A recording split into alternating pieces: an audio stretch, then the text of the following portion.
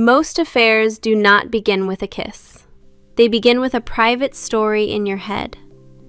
Across more than 100 accounts of infidelity, one pattern appears again and again.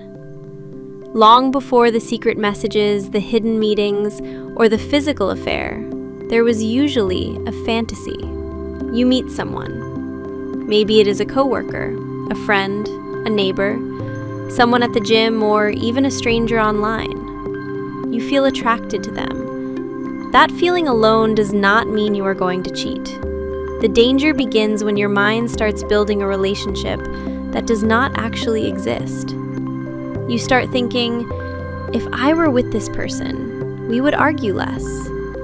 They would understand me better. We would have more fun together.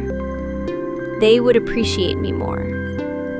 And before long, you may spend hours comparing your real partner to this imagined person. But there is a serious problem with that comparison. You know your partner as a complete human being.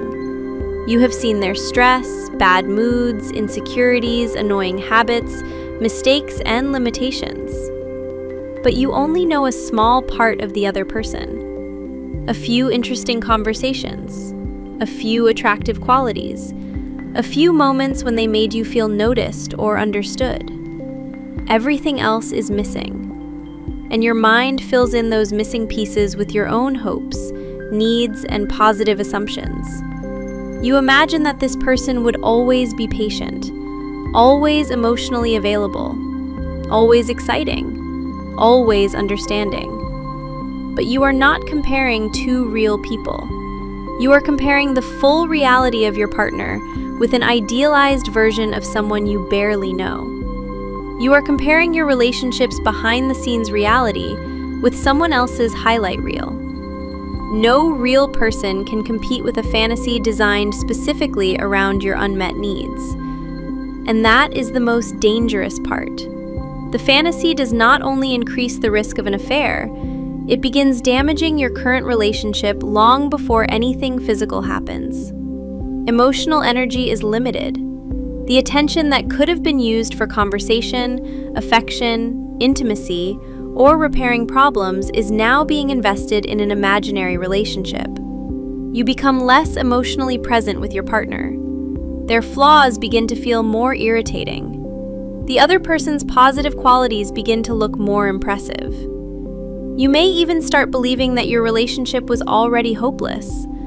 But sometimes the relationship becomes worse partly because you are no longer fully participating in it. You are physically present, but emotionally somewhere else. This does not mean you have to panic every time you find someone attractive. Attraction is a normal human experience. The important question is what you do with it. Do you notice the feeling and allow it to pass? Or do you repeatedly feed it with fantasies, comparisons, private conversations, and imagined scenarios? When you notice yourself idealizing another person, ask, do I actually know this person? Or am I attracted to the version of them that exists in my imagination? Then ask a second question. What does this fantasy represent for me?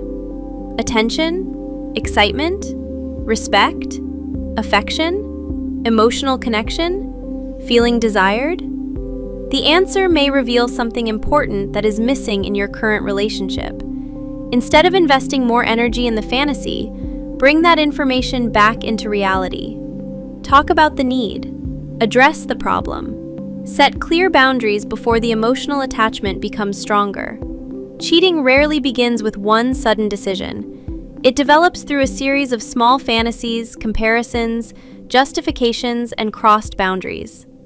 The first boundary of loyalty is not between two bodies. It is between reality and the story you choose to keep feeding inside your mind.